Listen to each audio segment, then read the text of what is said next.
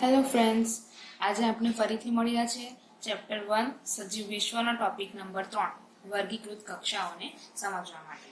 તો આપણે ગઈકાલે જોયું હતું કે વર્ગીકૃત કક્ષાઓ કે વર્ગીકરણ કોને કહેવાય. તો વર્ગીકરણ આપણે કોને કીધું હતું કે જ્યારે સજીવોને એની મૂળભૂત સામ્યતા અને ભિન્નતાઓને આધારે અલગ અલગ જૂથમાં વહેંચવામાં આવે છે તેને આપણે કીધું હતું વર્ગીકરણ. વર્ગીકરણ કોને કીધું હતું કે જ્યારે સજીવોને એની સામ્યતા કે ભિન્નતાને આધારે અલગ અલગ કક્ષાઓમાં વહેંચવામાં આવે તો એને આપણે કીધું હતું વર્ગીકરણ. તો આ જે અલગ અલગ કક્ષાઓ છે એને વર્ગીકૃત કક્ષા તરીકે કહેવામાં આવે છે. કેમ? કારણ કે આખા વર્ગીકરણમાં સજીવોને અલગ અલગ લેવલ પર સ્ટેપ બાય સ્ટેપ વહેંચવાનું જરૂરી છે. એટલા માટે વર્ગીકૃત કક્ષાઓ બનાવવામાં આવી છે. અને એના માટે આપણે ગઈકાલે એક શબ્દ ભણ્યા હતા, વર્ગકો, એટલે કે ટેક્સોન અથવા તો ટેક્સા. આ જે કક્ષાઓ છે તેને વર્ગકો કે ટેક્સોન કે ટેક્સા કહેવામાં આવે છે, એટલે કે વર્ગીકૃત કક્ષાઓ. હવે આપણે જોવાનું છે કે વર્ગીકરણ કેવી રીતે થાય છે. તો શું વર્ગીકરણ ફક્ત એક જ સ્ટેપમાં થાય છે? તો કે ના, વર્ગીકરણના તો ઘણા બધા સ્ટેપ્સ હોય છે. તો એ કયા કયા સ્ટેપ છે? તો આપણે આજે કેટલીક બેઝિક વર્ગીકૃત કક્ષાઓનો અભ્યાસ કરીશું. એમાં કઈ કઈ કક્ષાઓ આવે છે? તો પહેલા કે સૃષ્ટિ. કેમ? કારણ કે આપણે જોયું છે કે આખું જગતમાં મુખ્યત્વે બે જ પ્રકારના સજીવો જોવા મળે છે. એક છે કે જેને વનસ્પતિ સૃષ્ટિમાં મૂકી શકાય અને બીજા કેટલાક છે કે જેને પ્રાણી સૃષ્ટિમાં મૂકી શકાય. એટલે શરૂઆત વર્ગીકરણની થાય છે સૃષ્ટિથી. ત્યારબાદ એની અંદર બીજી ઘણી બધી કક્ષાઓ પડે છે, જેમાં સમુદાય કે વિભાગ એ સૃષ્ટિ પછીનો ક્રમ છે કક્ષાનો. ત્યારબાદ આવે છે વર્ગ, શ્રેણી, ગોત્ર, કુળ, પ્રજાતિ અને જાતિ. લાસ્ટ ટાઈમના વિડીયોમાં આપણે જોયું કે પ્રજાતિ અને જાતિથી વૈજ્ઞાનિક નામ બનાવવામાં આવે છે. કોઈ પણ સજીવનું જેનું સામાન્ય નામ હોય છે તેનું સાયન્ટિફિક નેમ આપવામાં આવે છે, જેમાં પ્રજાતિ અને જાતિનો ઉપયોગ કરવામાં આવે છે. અને આ પ્રજાતિ અને જાતિ એ વર્ગીકરણનો જ એક ભાગ છે. તો આપણે આજે જોઈશું કે આ બધી વર્ગીકૃત કક્ષાઓને કેવી રીતે વહેંચવામાં આવે છે અને એની અંદર સજીવોનું વર્ગીકરણ કે એને અલગ અલગ જૂથમાં કેવી રીતે મૂકવામાં આવે છે. શરૂઆત કરીએ નીચેથી, એટલે કે પહેલા આપણે જાતિનો અભ્યાસ કરીશું. કેમ? કારણ કે વર્ગીકરણ છે તે લક્ષણોને આધારે કરવામાં આવે છે અને જે સૌથી વધારે લક્ષણ ધરાવતું હોય નજીકના એનાથી આપણે શરૂઆત કરીશું અને એ છે જાતિ. તો આપણે પહેલે જોઈએ જાતિને. જાતિને ઇંગ્લિશમાં સ્પીશીઝ કહેવાય છે. હવે જાતિ એટલે કોને કહીશું આપણે? તો જાતિ એટલે કે જે મૂળભૂત સામ્યતા ધરાવતા સ્વતંત્ર સજીવોનું જૂથ. આવી ડેફિનેશન આપવામાં આવેલી છે તમારી બુકમાં. મૂળભૂત સામ્યતા ધરાવતા સ્વતંત્ર સજીવોનું જૂથ એટલે કે એવા સજીવો કે જે ઘણા બધા લક્ષણો એવા છે જે બંને સજીવોમાં એક સરખા છે. તો એવા ઘણા બધા સજીવો જ્યારે ભેગા થાય કે જેઓ એક સરખા લક્ષણો ધરાવે છે ઘણી મોટી માત્રામાં, અને એ સજીવોને જ્યારે ભેગા કરવામાં આવે ત્યારે એના સમૂહને આપણે જાતિ કહીશું. એટલે જાતિ કોને કહેવાય? કે એક સરખા જે લક્ષણો ધરાવતા સજીવો છે તેનું જૂથ, તેને કહેવાશે જાતિ. હવે ગઈકાલે આપણે ઉદાહરણ લીધું હતું એક આંબો. આંબાનું વૈજ્ઞાનિક નામ આપણે કીધું મેન્જીફેરા ઇન્ડિકા. તેમાં આપણે કીધું કે આ ઇન્ડિકા એ જાતિનું નામ છે. એ એક જાતિ છે. આંબાની જાતિનું નામ છે ઇન્ડિકા. આ છે પ્રજાતિ. તો જાતિને આપણે નિયમમાં ભણ્યા ત્યાં જ્યારે વૈજ્ઞાનિક નામના નિયમો આવ્યા હતા કે વૈજ્ઞાનિક નામ કેવી રીતે બનાવાય અને એના કયા નિયમો છે, તેમાં એક નિયમ એ પણ હતો કે પ્રજાતિનું નામ પહેલા લખવામાં આવે છે અને જાતિનું નામ ત્યારબાદ લખવામાં આવે છે. તો આપણે એવી કહીશું કે જાતિને ઓળખવી કેવી રીતે, કે આ જાતિ આનાથી અલગ છે કે પછી આ બંને જાતિ સરખી છે. તો એના માટે મુખ્યત્વે બાહ્યકાર લક્ષણોનો ઉપયોગ કરવામાં આવે છે. શેનો? બાહ્યકાર લક્ષણો. બાહ્યકાર લક્ષણો એટલે સજીવનો દેખાવ કે જે બહારથી આપણે જોઈ શકીએ છીએ, જેને આપણે ઇઝીલી સમજી શકીએ છીએ, તેવા કેટલાક લક્ષણો છે તેના આધારે જાતિને વહેંચવામાં આવે છે. એટલે આપણે કહી શકીએ કે બહારથી જે અલગ અલગ દેખાય છે તે બે જાતિ અલગ અલગ છે, કે બે સજીવો બે અલગ અલગ જાતિથી બિલોંગ કરે છે. એટલે બાહ્યકાર લક્ષણોને આધારે જાતિને વહેંચવામાં આવે છે અથવા જાતિને સરખી સમજવામાં આવે છે કે એ બે વચ્ચે તફાવત રજૂ કરી શકાય. તો આપણે જોયું કે ઇન્ડિકા જાતિ છે. હવે આપણે જોઈશું બટાકાનું, એટલે કે બીજું ઉદાહરણ જોઈએ જેમાં છે બટાકા.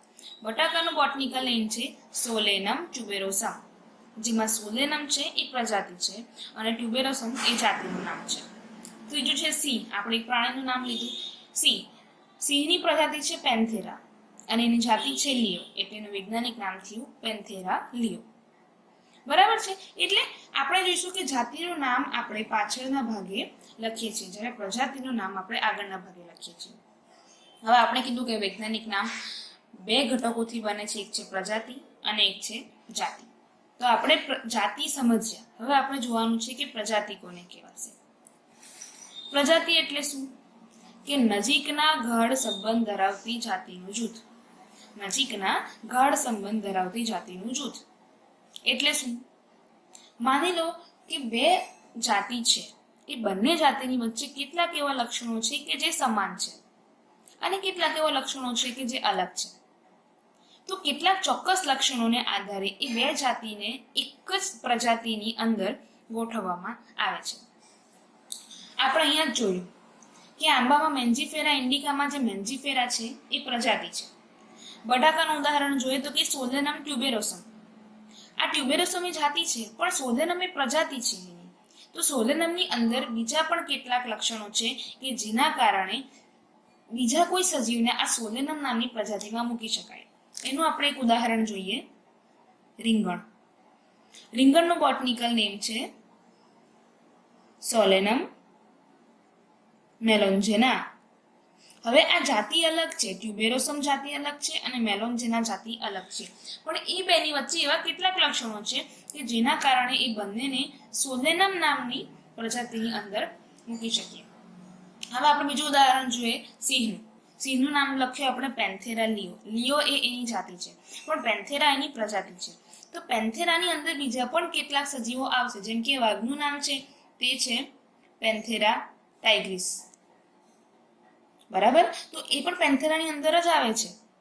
ભલે આ બે સજીવો અલગ છે, ભલે આ બે જાતિ અલગ છે, પણ એ બંનેને સમાવતી પ્રજાતિ એક જ છે, જે છે પેન્થેરા. હવે આ જે પેન્થેરા પ્રજાતિ છે, આપણે એમ કહીએ છીએ કે બિલાડી એ વાઘની માસી છે. કેમ? કારણ કે એ ઘણા નજીકના લક્ષણો ધરાવે છે. પણ શું બિલાડી અને વાઘ એ બંનેની પ્રજાતિ એક જ છે? તો કે ના. એની પ્રજાતિ છે ફેલિસ. બિલાડીને ફેલિસ નામના પ્રજાતિના ગ્રુપમાં મૂકવામાં આવે છે અને પ્રજાતિને આપણે ઇંગ્લિશમાં જીનસ કહીએ છીએ. જીનસ એટલે પ્રજાતિ. એટલે આપણે એમ કહી શકીએ કે જે નજીકના લક્ષણો ધરાવે છે એકબીજા જોડે, એવી કેટલીક જાતિઓ છે તેનું જૂથ, તેને આપણે પ્રજાતિ કહીશું. હવે આપણે એમ કહીએ કે એવું જ હોય તો પ્રજાતિનું પણ એક જૂથ બનશે. એવી કેટલીક પ્રજાતિઓ હશે કે જે ચોક્કસ એવા લક્ષણો ધરાવે છે કે જે બધામાં કોમન જોવા મળશે. તો એ બધી પ્રજાતિઓનું શું કરવું? તો એ બધી પ્રજાતિ ભેગી થઈને બનાવે છે કુળ. શું બનાવે છે? કુળ. અહીંયા તમારી બુકમાં લખ્યું છે કે પ્રજાતિ અને જાતિની સાપેક્ષમાં ઓછી સમાનતા સાથેનું સંબંધિત પ્રજાતિનું જૂથ. થોડું ડેફિનેશનમાં ડિફિકલ્ટી છે, પણ આપણે આ રીતે લખવાની જરૂર બિલકુલ નથી. આપણે એવું પણ લખી શકીએ કે એક સમાન લક્ષણો ધરાવતી પ્રજાતિઓનું જૂથ, જેને આપણે કુળ કહીશું, જેને ઇંગ્લિશમાં ફેમિલી કહેવાય છે. પણ અહીંયા લખ્યું છે કે પ્રજાતિ અને જાતિની સાપેક્ષમાં ઓછી સમાનતા ધરાવે છે. કેમ? કારણ કે આપણે હમણાં નીચેથી ઉપરની તરફ જઈએ છીએ અને જેમ જેમ નીચેથી ઉપર તરફ જતા જઈશું તેમ તેમ જે લક્ષણોની સમાનતા છે તે ઘટતી જશે.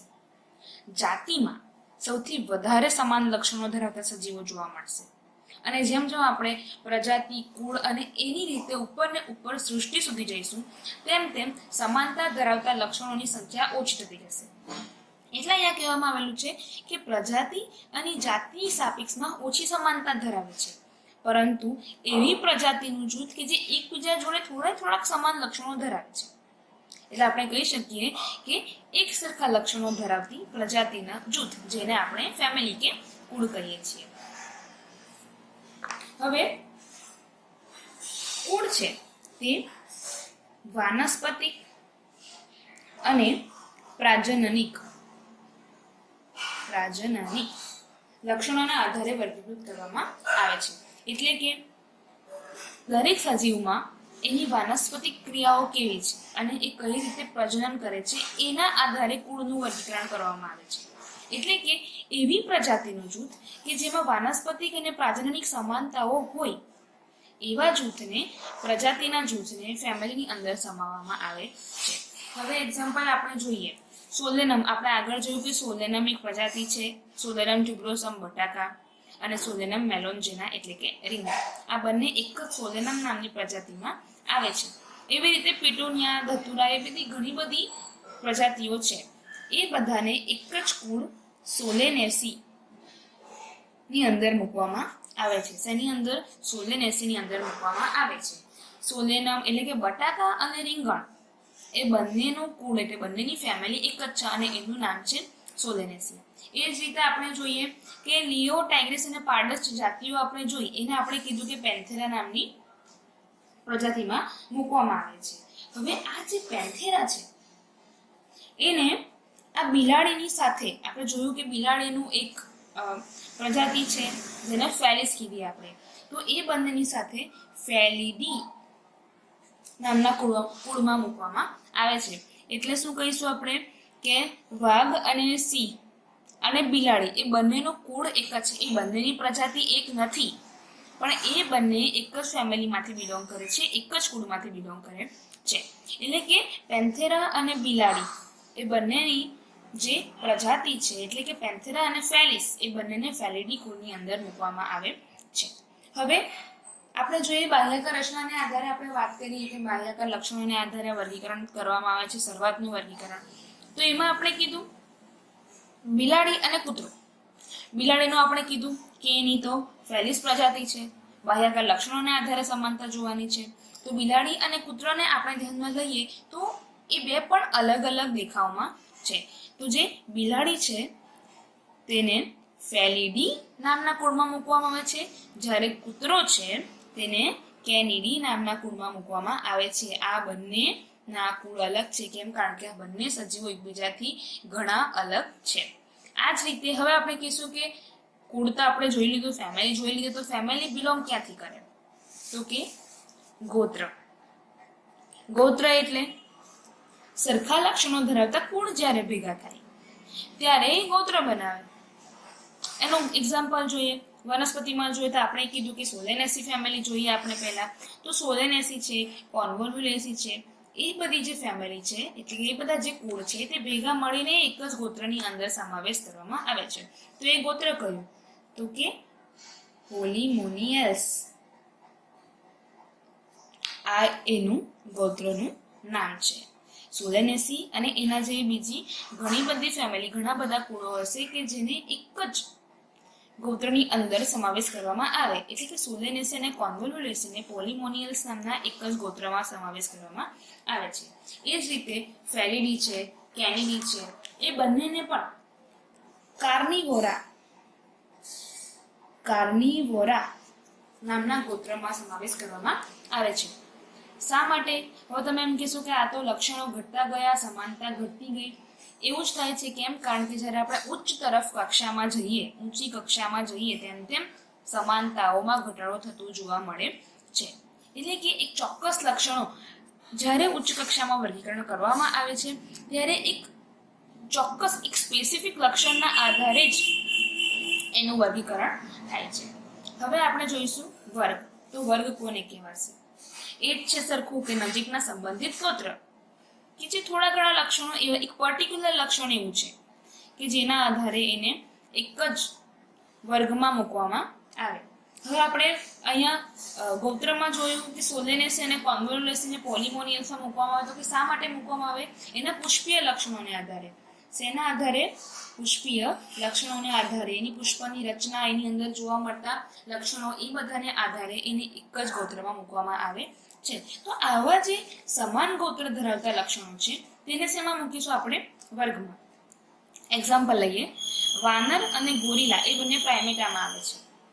બરાબર? હવે પ્રાઇમેટ્સ કોને કહેવાય? પહેલા તો અહીંયા શબ્દ આવ્યો છે પ્રાઇમેટા. પ્રાઇમેટા એટલે કે પ્રાઇમેટ્સ. પ્રાઇમેટ્સ આપણે કોને કહીશું? પ્રાઇમેટ્સનું એક મુખ્ય લક્ષણ છે કે જેનું મગજ વિકસિત હોય, સુવિકસિત હોય, સમજી અને વિચારી શકે તેવું.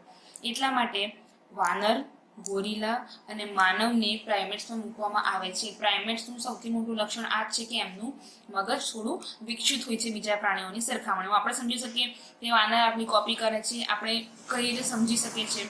ગોરીલાનું પણ સેમ જ છે, બુદ્ધિશાળી પ્રાણી કહેવાય છે ને, બરાબર. એટલા માટે એને પ્રાઇમેટ્સમાં મૂકવામાં આવે છે. એ જ રીતે વાઘ, બિલાડી, કૂતરા એ બધાને કાર્નિવોરા એટલે કે જે માંસાહારી પ્રાણીઓ છે તેમાં મૂકવામાં આવે છે, એ ગોત્રમાં મૂકવામાં આવે છે. પણ જે પ્રાઇમેટા છે અને કાર્નિવોરા છે આ બંને ગોત્રને એક જ સામાન્ય વર્ગમાં સમાવેશ કરવામાં આવે છે અને એ વર્ગ છે સસ્તન. શા માટે? કારણ કે એ લોકો કેટલાક ચોક્કસ એવા લક્ષણો ધરાવે છે જે આ બંને ગોત્ર પાસે છે. કયા લક્ષણ? તો પહેલા તો કે સ્તનગ્રંથિ. સ્તનગ્રંથિ એવી છે કે જે પ્રાઇમેટ્સમાં પણ જોવા મળે છે અને કાર્નિવોરા ગોત્રમાં પણ જોવા મળે છે. શરીર પર રૂંવાટી, બાહ્ય કર્ણપલ્લવ, આવા કેટલાક ચોક્કસ લક્ષણો છે કે જે પ્રાઇમેટ અને કાર્નિવોરા બંને ધરાવે છે. એટલા માટે એ બંનેને સસ્તન નામના વર્ગમાં મૂકવામાં આવે છે. તો હવે સસ્તનને પણ કઈમાં મૂકવામાં આવશે? તો એના માટે છે સમુદાય અને વિભાગ. આપણે વધારે ઉપર ગયા. હવે સસ્તન એક જ વર્ગ નથી. સસ્તન જેવા બીજા ઘણા બધા વર્ગો છે, જેમ કે મત્સ્ય, જેમાં માછલીઓનો સમાવેશ થાય છે મોટે ભાગે. ત્યારબાદ વિહગ એટલે કે પક્ષીઓનો સમાવેશ થાય. ત્યારબાદ સરીસૃપ એટલે કે પેટે ઘસડીને સરકીને ચાલતા પ્રાણીઓ. અને ઉભયજીવી કે જે પાણી અને જમીન બંને પર રહી શકે. એટલે આ બધા જે વર્ગો છે તે ભેગા થઈને એક જ સમુદાયમાં સમાવેશ કરવામાં આવે છે અને એ સમુદાયનું નામ છે મેરુદંડી.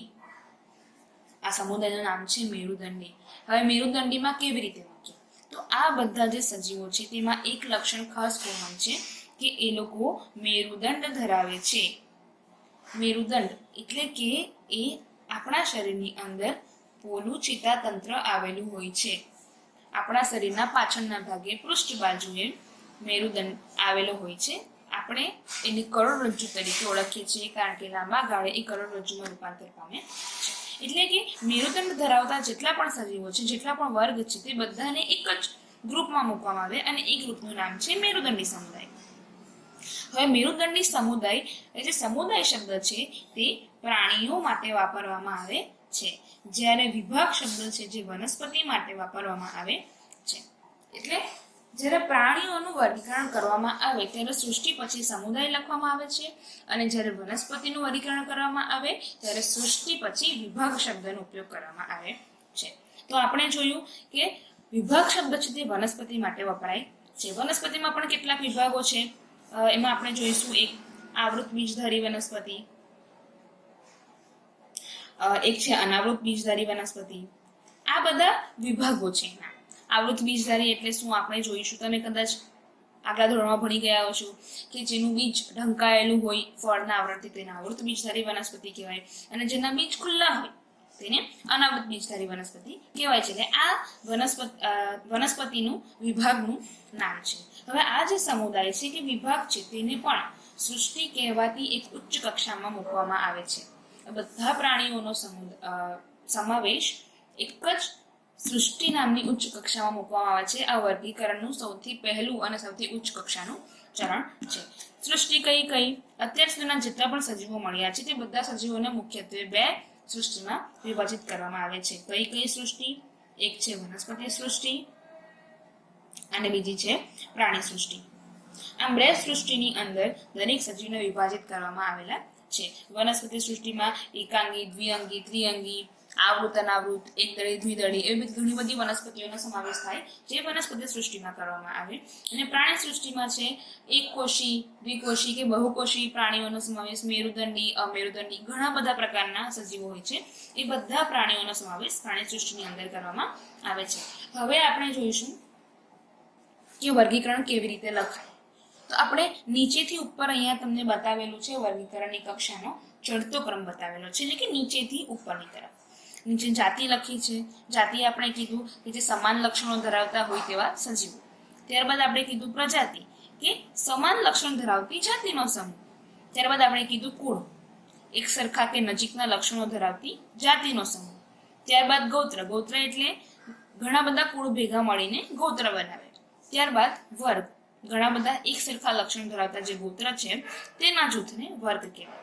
વર્ગને સમુદાયની અંદર મૂકવામાં આવે, વિભાગની અંદર મૂકવામાં આવે અને ત્યારબાદ સૌથી ઉચ્ચ કક્ષા સૃષ્ટિની અંદર મૂકવામાં આવે. એટલે કે જ્યારે વર્ગીકરણ, કોઈ પણ સજીવનું વર્ગીકરણ કરવામાં આવે ત્યારે શરૂઆત એની સૃષ્ટિથી થાય છે. ત્યારબાદ સમુદાય કે વિભાગ, જો પ્રાણી હોય તો સમુદાય અને વનસ્પતિ હોય તો વિભાગ લખવામાં આવે છે. ત્યારબાદ એનો વર્ગ લખાય છે, ત્યારબાદ એનું ગોત્ર, ત્યારબાદ કુળ, પ્રજાતિ અને જાતિ. આ રીતે સજીવનું વર્ગીકરણ કરાય છે અને આ બે સાથે મળીને, પ્રજાતિ અને જાતિ મળીને સજીવનું વૈજ્ઞાનિક નામ બનાવે છે. તો ચાલો આજે આપણે હવે કેટલાક એના ઉદાહરણો જોઈએ. પહેલું ઉદાહરણ છે મનુષ્ય. હવે એની સૃષ્ટિ આપણે કઈ રાખીશું? સ્વાભાવિક છે કે પ્રાણી સૃષ્ટિની અંદર જ આવશે, બરાબર ને?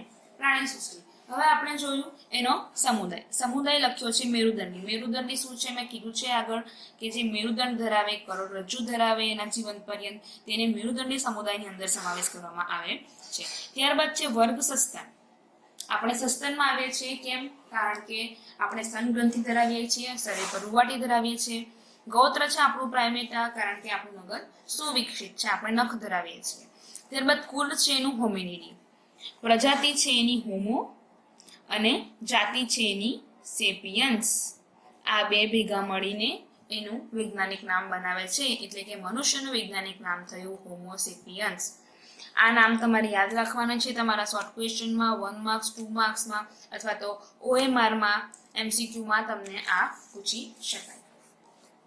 ત્યારબાદ છે ઘરમાખી. ઘરમાખીની સૃષ્ટિ પણ કઈ આવશે? પ્રાણી સૃષ્ટિ જ આવશે. એનો સમુદાય છે સંધિપાદ. સંધિપાદ એટલે કે જે સાંધાવાળા ઉપાંગો ધરાવે છે તેવા સજીવો. એટલે ઘરમાખી, માખી છે તે સાંધાવાળા ઉપાંગો ધરાવતી હોવાથી સંધિપાદ સમુદાયની અંદર મૂકવામાં આવે છે. એનો વર્ગ છે કીટક, ગોત્ર ડિપ્ટેરા, કુળ મસ્કીડી, પ્રજાતિ છે મસ્કા, નામ સરસ છે મસ્કા, અને જાતિ છે ડોમેસ્ટિકા. મસ્કા ડોમેસ્ટિકા એ તેનું વૈજ્ઞાનિક નામ થયું મસ્કા ડોમેસ્ટિકા. કોનું? ઘરમાખી. સરળ છે યાદ રાખવાનું. મસ્કા તો યાદ રહી જાય એવું જ છે. અને ડોમેસ્ટિકા કેમ?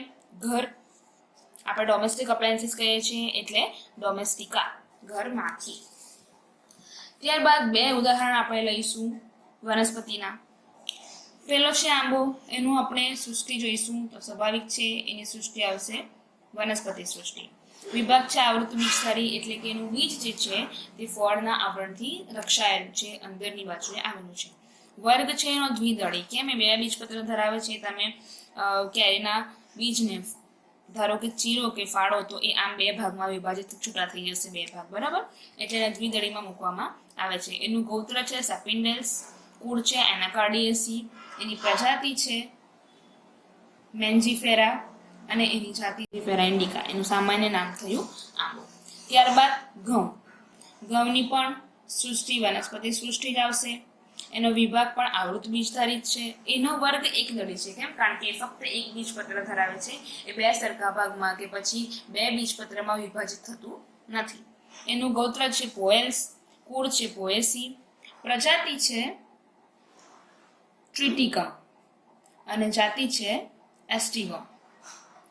એટલે કે ઘઉંનું વૈજ્ઞાનિક નામ થયું ટ્રિટિકમ એસ્ટિવમ. એટલે આ રીતે જે વર્ગીકરણ છે અને વર્ગીકૃત કક્ષાઓ અને કેટલાક પ્રાણીઓના વૈજ્ઞાનિક નામ, કેટલાક સજીવોના વૈજ્ઞાનિક નામ આજના આપણા લેક્ચરમાં આપણે જોયા. આપણે ફરી એકવાર રિવાઇઝ કરી લઈએ.